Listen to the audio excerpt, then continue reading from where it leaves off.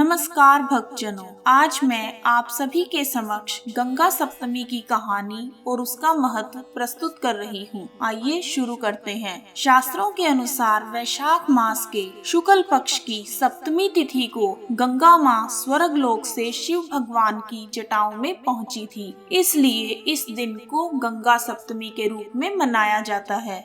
आज के दिन गंगा जी की उत्पत्ति हुई थी, इसलिए इसे गंगा जयंती या गंगा सप्तमी भी कहते हैं। इस दिन माँ गंगा का पूजन किया जाता है। गंगा सप्तमी के अवसर पर माँ गंगा में डुबकी लगाने वाले भक्तों के सभी पाप धुल जाते हैं और मोक्ष की प्राप्ति होती है।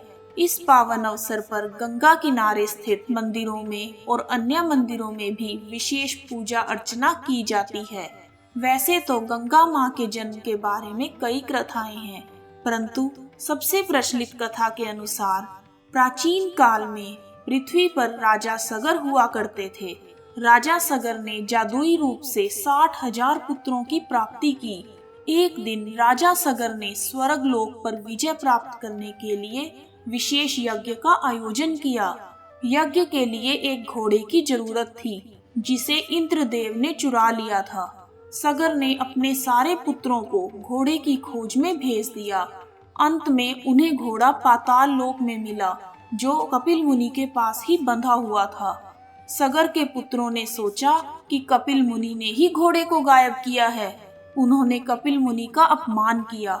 तपस्या में लीन कपिल मुनि ने हजारों वर्ष के बाद अपनी आंखें खोली और उनके क्रोध की आग से सगर के सभी पुत्र जलकर भस्म हो गए। सगर के पुत्रों की आत्माओं को मुक्ति नहीं मिली, क्योंकि उनका अंतिम संस्कार नहीं किया गया था। सगर के बेटे और पोते ने पूर्वजों की आत्माओं की मुक्ति का बहुत प्रयास किया, परंतु कोई सफलता नहीं मिली। भागीरथ राजा सगर के पड़पोते थे। उन्होंने अपने पूर्वजों को मुक्ति दिलाने का प्रण किया और घोर तपस्या में लीन हो गए। भागीरथ की तपस्या से माँ गंगा धरती पर आने के लिए मान तो गई, लेकिन उन्होंने कहा कि उनकी तेज जलधारा से पृथ्वी पर प्रलय आ जाएगी। तब भागीरथ ने गंगा जी से प्रलय को रोकने का उपाय पूछा। माँ गंगा ने कहा, भगवान शिव के प्रयास से उनका वेग कम हो सकता है। तब राजा भागीरथ ने शिव भगवान से प्रार्थना की और भगवान शिव ने राजा भागीरथ की प्रार्थना को स्वीकार कर अपनी जटा से गंगा की तेज धारा को नियंत्रित कर धरती पर भेजा। तब राजा भागीरथ ने अपने पूर्वजों की अस्थियां गंगा जी में विसर्जित की और उनका उद्धार किया। इस प्रकार गंगा जी पृथ्वी पर अवतरित हुई। जय गंगा मैया।